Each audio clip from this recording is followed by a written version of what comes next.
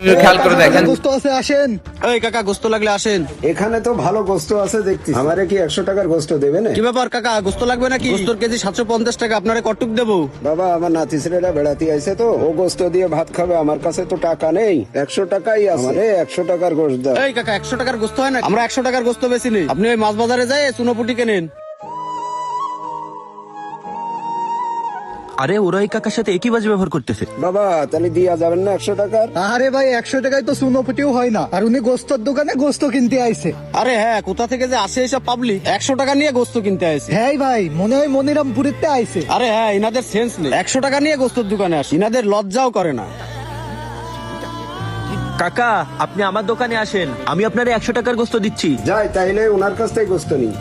ভাই দেখেছেন, আমাদের এই বাজারে আমরা 1 কেজির নিচে গোস্ত বিক্রি করি না, আর ওই হৃদয় 100 টাকার গোস্ত বিক্রি করছে। ও কি ব্যবসা করতে আইছে নাকি আমাদের ব্যবসাটা নষ্ট করতে আইছে? হ্যাঁ, ও তো ব্যবসা করতে আসেনি, ও আমাদের ব্যবসা নষ্ট করতে আসে। হ্যাঁ ভাই, ঠিক বলেছেন, ওর নামে হাট মালিকের কাছে বিচার দিতে হবে। কাকা 100 টাকার গোস্ত তো অনেক কম হয়ে যায়, এখানে একটু বেশি ধরে দিয়েছি। এই নেন, আপনি নিয়ে যান, 100 টাকাই দেন। আচ্ছা বাবা, খুশি হলাম, এই নাও তোমার টাকা। আচ্ছা কাকা ঠিক আছে। আচ্ছা বাবা, আমার কাছে বেশি টাকা নেই তো, এই জন্যই 100 টাকার গোস্ত কিনতেছি। আমার কাছে যেদিন টাকা বেশি হবে, তোমার কাছে এসে আমি 1 কেজি গোস্ত কিনবো। এই বাজারে তো আমারে কেউ 100 টাকার গোস্ত দিচ্ছিল না, তুমি আমারে 100 টাকার গোস্ত দিয়েছে, আমি অনেক খুশি হয়েছি। আমি নামাজ পড়ে দোয়া করব, আল্লাহ যেন তোমার ব্যবসায় বরকত দেয়।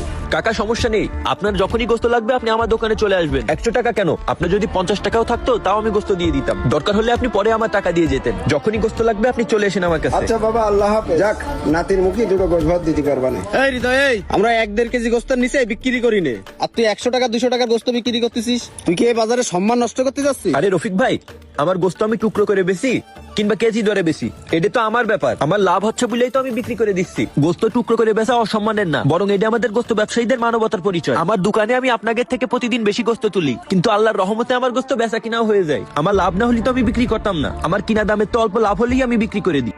দাঁড়া, তোর ভালো করে বিক্রি করাচ্ছি। আর এটা নিয়ে আপনাদের তো ঝামেলা হওয়ার কথা না।